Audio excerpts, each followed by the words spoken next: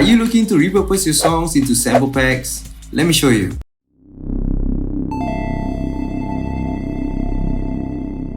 Hey everyone, it's Vibe Synthetic, your wave producer. Welcome back. And today we're not going to dive into sound design or any music making, more of like being productive as a producer. And in this case, I'm going to give you an example of how to actually repurpose your songs into a sample pack. Now, there's a lot of things going on when it comes to prepping up your songs into a sample pack, especially getting organized and making sure that everything has the right setting, especially being a sample of a loop or a one-shot sample. Also, this sample pack tutorial is based off my recently released single called Portal 32. Now, if you guys are interested to listen to that song, I'll leave the link down below in the description box as well. Now, if you guys are interested in any wave samples, you guys can download the sample pack for free. All you need to do is enter your details and you get it downloaded into your inbox right away. Without further ado, let's be productive producers now and let's get into Logic Pro. I'm gonna show you how to repurpose the song into a sample pack. So the first thing I want to really talk about is to have your project file set up in a way that you can identify your synths, your instruments, and your different parts of your arrangement to make sure that they are in the right places for you to export your sounds later on as samples. Now above the timeline, you can actually see these markers, which is only two. We have the main arrangement and also for sample pack. What this ideally means is that when I turn on the cycle mode, which is C on your keyboard, as most of you Logic users know, when you turn on the cycle mode, everything that is played will be looped after the end of the cycle mode. And that cycle mode is also part of my identification of the main song. So the main song of this is actually all the way to the 113 bar. And if I need to make amendments, that's where the other marker comes in, which is from the 113 bar onwards, I have actually a sample pack marker. If you want to create a marker, you can always click on this down drop arrow, go to a point wherever you want, and then you can actually press the plus icon and it will create a marker for you right there. Double click on that and you can name it whatever you want. This is more organized so that you can always drag any of your instrument MIDI regions for exporting different parts of the song. Now, loops is basically if you're going into a production standpoint, whatever sample loop that you have, you put into your DAW, you basically want it to loop back to the starting point after the end point has passed. So that is the mission when you want to create loop packs. In this case, I have a couple of loops over here. Let's just use my drum loop as an example. As you can see, all my drum instruments are over here from DR1 to DR8. You can always highlight on the top of the timeline where it creates a cycle. Using the mouse, just head over to your bar here and drag it to wherever you want to loop it. And the next thing you want to do for a loop, you can just press Command B.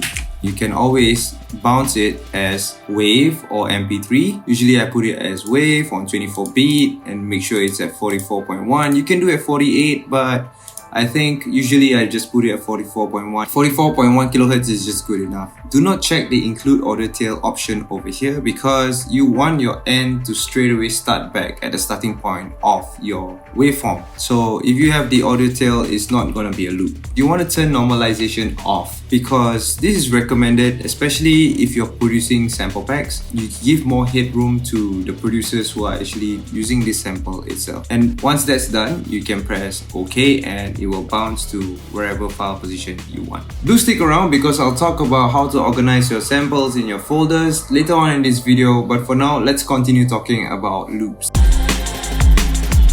Now, if you're like a sound designer like me, you have different parts of your synths that you want to export out as loops, right? So that's why this area where you have the sample pack marker on the right here is very important so that you can copy and drag all these MIDI regions to the side. Now, I have here a couple that I've already dragged out. Let me just zoom in. So as you can see, like for example, this synth has the lower octave and the higher octave. I can always cycle the lower octave and cycle the higher octave to export as two different samples. What if I have automations? Now you press A on your keyboard, Logic Pro will open up this automation lane. I have this automation copied from where the original position of this automation graph is used in the song itself. You can see that actually these two synths are morphing. You can actually copy the automation when you drag the MIDI region itself. All you need to do is go to Logic Pro, you go to settings, you go to automation, and then they will say move track automation with regions. There's this option called ask. So whenever you move your track, they will ask you, do you want to move it with your automation or not? There's also other options like always or never, that's up to you, but I usually like to have it asked because sometimes there's a lot of things going on in my tracks and I don't know if it has automations or not. I would rather have it asked. So you can actually do a loop sample of your synth without the automation and one with the automation when you turn on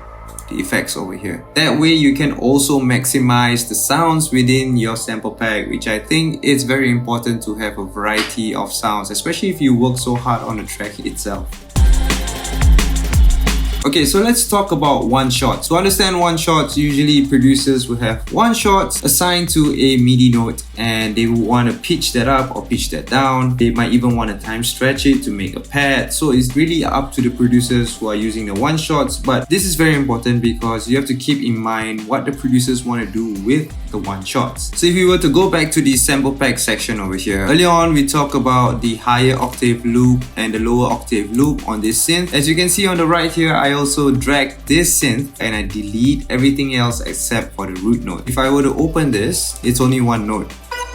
So this creates a one note as opposed to what we see in a loop arpeggiated pattern. You might want to turn on the effects of your one-shots as well so that you get the tailing of your one-shot samples. Similarly, for my drums, I have the patterns taken out and just one shot for each and every drum instrument I have together with the effects. So if you're ready to export your one-shots, you can always highlight to the position of where you want it to be. Usually I have it just at one bar. I'll just solo this out. You will get this area of your synth being exported as a sample. The same settings for bouncing applies as per the loop samples. However, there is one thing that you need to take note of. You need to include the audio tail. That's where all your reverb and all your time-based effects will actually be reflected in the wave file itself. Also, just remember to turn normalize off because you want to give a bit more headroom to the producers using it. So in summary, if you want to export stems or export these samples out of your songs, you need to identify where are the loops